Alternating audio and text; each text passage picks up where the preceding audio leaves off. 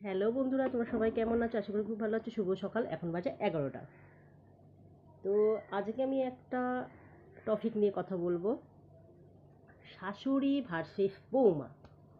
তোমরা ভাবছো এই আবার কি আবোল তাবোল বলতে এসেছে। একদমই ফেলে দেওয়ার মতন কথা আমি বলবো না, ঠিক আছে?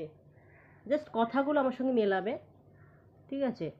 আর আমার কথাগুলো যদি তোমাদের ভালো লেগে থাকে, লাইক কমেন্ট শেয়ার অবশ্যই করবে।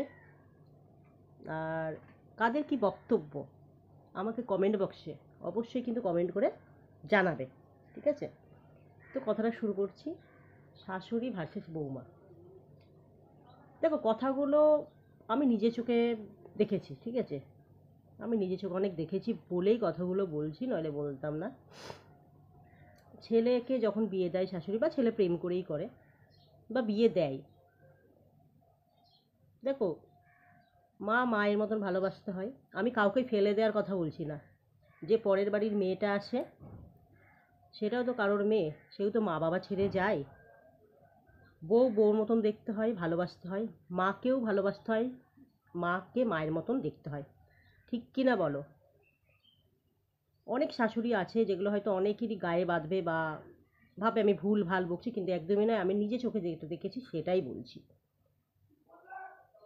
অনেকে যে ছেলের বিয়ে দিলে ছেলে বউকে সত্যিই সহ্য করতে পারে না। অনেক শাশুড়ি আছে, আমি সবার কথা বলছি না, কিন্তু অনেক শাশুড়ি আছে ছেলের বউকে পুরো মেয়ের মতনই দেখে। এটাও দেখেছি যেরকম নিজে চোখে, কিন্তু সেটা খুবই কম। আর বেশিরভাগ দেখেছি ছেলে বিয়ে করলে মোটেও বউকে সহ্য করতে পারে না, যেন তার ধনসম্পত্তি নিয়ে ফেলেছে, ঠিক আছে?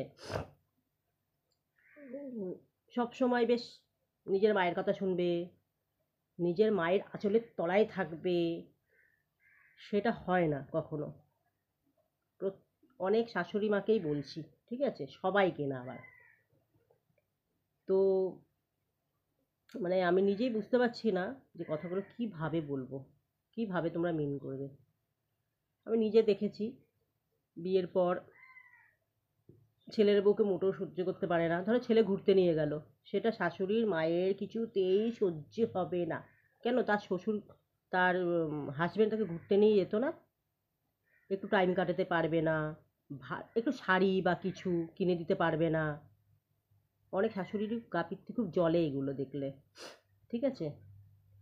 বউ একটু হাসলো, বউ একটু ছেলের সঙ্গে, ছেলে কাছ থেকে আসলো, ইয়ার্কি করলো, সেগুলো মোটেও সহ্য হয় না।